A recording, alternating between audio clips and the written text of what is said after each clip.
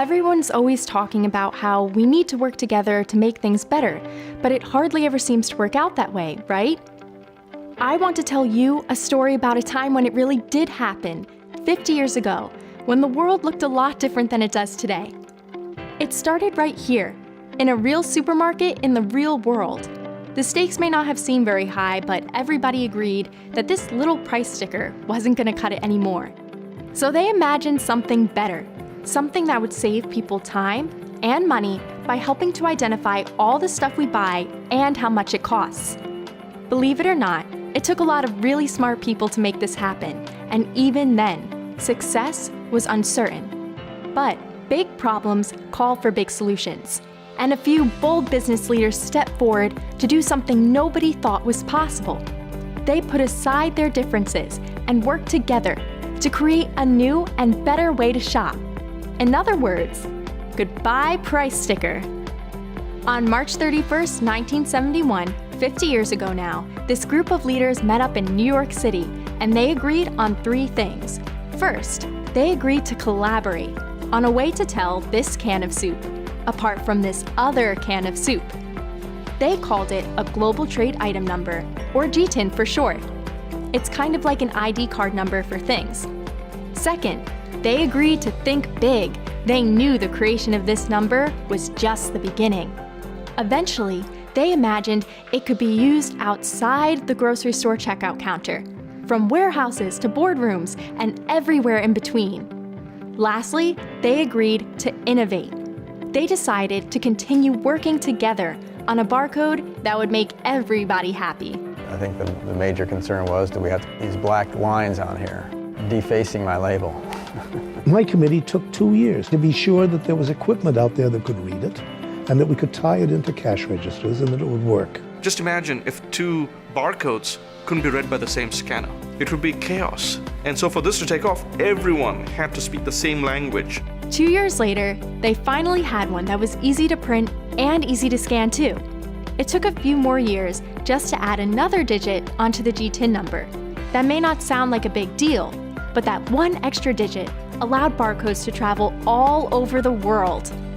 It's hard to imagine, but back then, a tiny product code pushed the limits of data processing almost to the breaking point. I think it took us 3 years to have scanning in all of our stores. It's hard to imagine now, but years ago, this was just sheer magic. Flash forward to today, and a phone that fits in your pocket can do almost anything. And in the 50 years since that meeting in New York, that kernel of an idea grew and grew across business and across industries, thanks to leaders all over the world. Today, barcodes are used billions and billions of times a day. It isn't an engineering task, it isn't a business task, it's a leadership task. And the fact that they pulled it off is one of the great achievements in standards in history.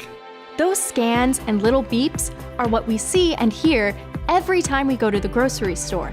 But it's the data behind those scans and beeps that has completely transformed our lives and the way we interact with the world around us. Today, we expect so much more information about the things we buy. We need to be able to identify a product not just among other options on the shelf, but among every other product in the world, from a store you can carry in the palm of your hand. We need to know if a product, like this can of soup, is authentic, whether it's been recalled or expired, and where the ingredients came from. Can I order it with voice command? Can you deliver it to me in 2 hours? That would be nice too. But this isn't just about grocery shopping. Today, information about a product can literally mean the difference between life and death. Healthcare professionals are facing a constant challenge to deliver the highest level of care possible to as many patients as possible by getting them the right medicines, medical devices, and of course, vaccines safely.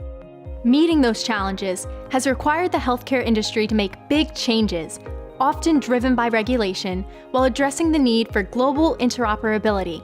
So, they embraced an advanced barcode called the GS1 Data Matrix for medicinal products. This new barcode contains more than just the GTIN number.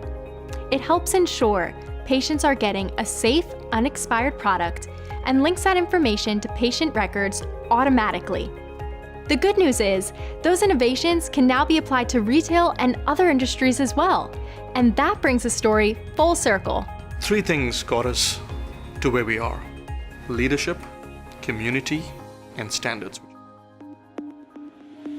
The time has come to once again collaborate, think big, and innovate. Meeting the challenges of tomorrow requires a new set of leaders who will embrace opportunities to make the world a better place in big and little ways.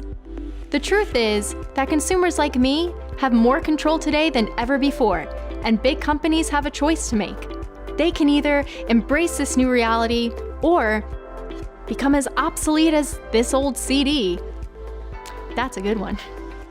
The companies that understand how important it is to meet and exceed people's expectations are the ones most likely to stand the test of time. Today, businesses are staring down the same 3 challenges they faced 50 years ago. And with more and better data needed than ever before, this little barcode just isn't going to cut it anymore. To do so, leaders need to think big. If a barcode number is like an ID card number, then products today need a website and social media account too. The GTIN will last another 50 years, but leaders have a chance to innovate and improve on it by embracing a more powerful version of the humble little barcode. One that will help a stressed out dad confirm that a candy bar doesn't contain peanuts. One that will help a customs officer working the night shift confirm that your product isn't counterfeit. One that will help people like me connect to your product in more meaningful ways than ever before. And yes, one that will still go beep at the checkout counter. I'm proud to have been a part of this group. We pass the baton to you. And that is so exciting. I wish I had another 30 years to put to this.